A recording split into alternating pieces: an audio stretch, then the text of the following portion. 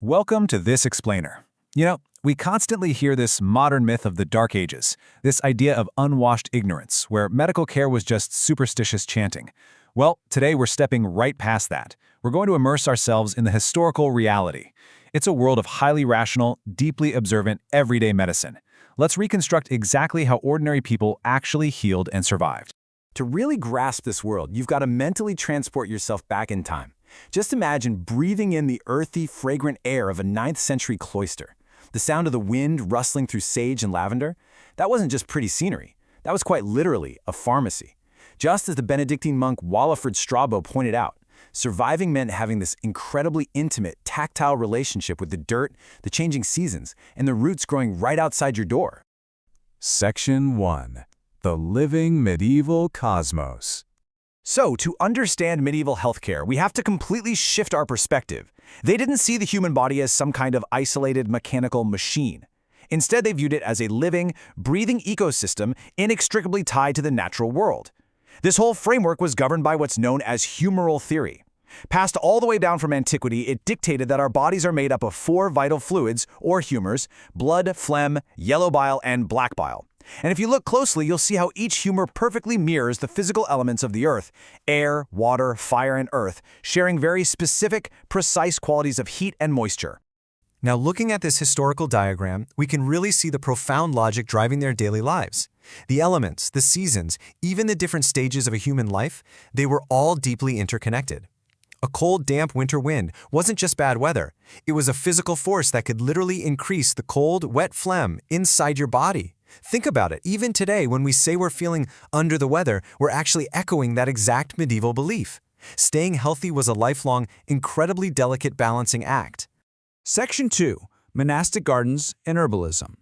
So, what happened when an imbalance actually struck? Well, everyday medieval people turned to the natural environment, specifically to the highly sophisticated physic gardens cultivated by monks and nuns.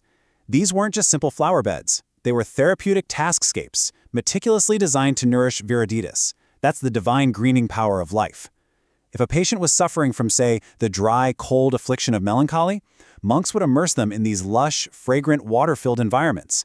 They were using the physical landscape to fundamentally alter a patient's cognition and restore their internal warmth.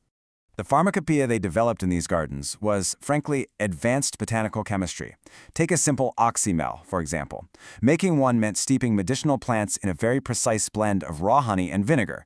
The acetic acid in that vinegar effectively extracted water-soluble alkaloids, while the honey drew out the fat-soluble compounds and, crucially, made those bitterly pungent medicines actually palatable. They were utilizing complex chemical synergies centuries before the modern scientific method was even a concept. Let's move on to Section 3, Surgery and Soporific Potions. But we have to ask, what happened when those gentle herbs just weren't enough? When bone-crushing pain or unavoidable surgery was on the table?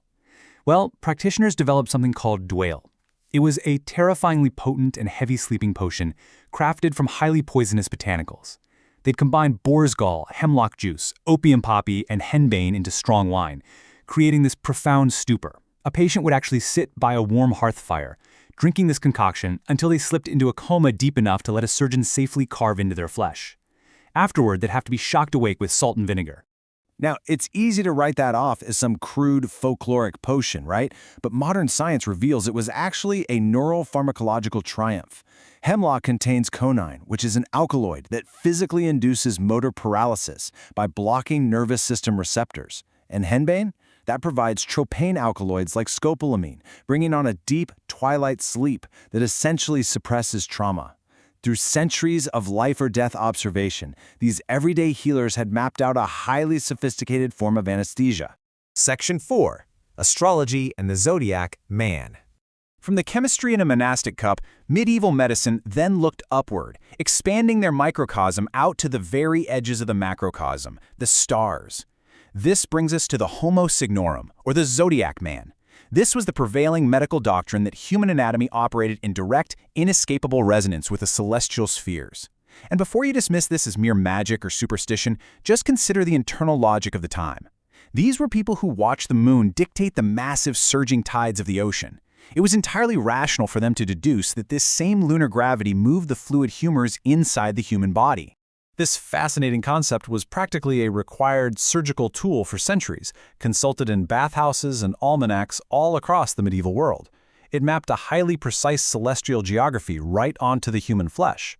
As you can see, Aries governed the head, Gemini the arms, and it descended all the way down to Pisces, which famously ruled the feet. The primary clinical rule of this chronobiology was absolutely strict. You never, ever perform phlebotomy or bloodletting on a body part when the moon is transiting its governing zodiac sign. Think about the logic here. If the moon could move entire oceans, doctors rationally feared that cutting a vein in the foot while the moon was in Pisces could cause a catastrophic, uncontrollable tide of blood to gush from the patient. It's just a stunning integration of cosmic theory into visceral, everyday, life-saving practice. Which brings us to our final part, Section 5. Ancient Wisdom, Modern Science. This deep historical observation brings us full circle to the present day, where an incredible twist in modern microbiology is proving just how much we've underestimated our ancestors. Recently, an interdisciplinary team known as the Ancient Bioantibiotics Group at the University of Nottingham tested a 1,000-year-old Anglo-Saxon remedy for eye infections. It's known as Bald's eye salve. They took this medieval manuscript recipe and tested it against MRSA, the highly deadly, modern antibiotic-resistant superbug that plagues our hospitals today. And the results completely redefine our understanding of historical medicine. The researchers combined garlic, leeks, wine, and the pungent gall of an ox in a brass vessel, and then they let it synthesize for exactly 9 days. They discovered that only by following these exact, highly specific historical steps did the ingredients combine to repeatedly and miraculously annihilate the established MRSA biofilms. If they changed even one variable, it didn't work. 1,000 years before the discovery of penicillin, everyday healers had essentially engineered a multi-pronged antibiotic. As this explainer reveals, medieval people were absolutely not living in some dark age of ignorance. They were brilliant, incredibly patient observers of nature who translated the elements, the earth, and the stars into vital systems of survival. Today, as modern medicine faces the unprecedented, terrifying crisis of antibiotic resistance, it leaves us with one profound question. What other lost secrets of human survival, what other ancient cures are currently hiding in plain sight, just waiting to be translated from the forgotten manuscripts of the past? Keep questioning, keep observing, and thank you for joining me for this explainer.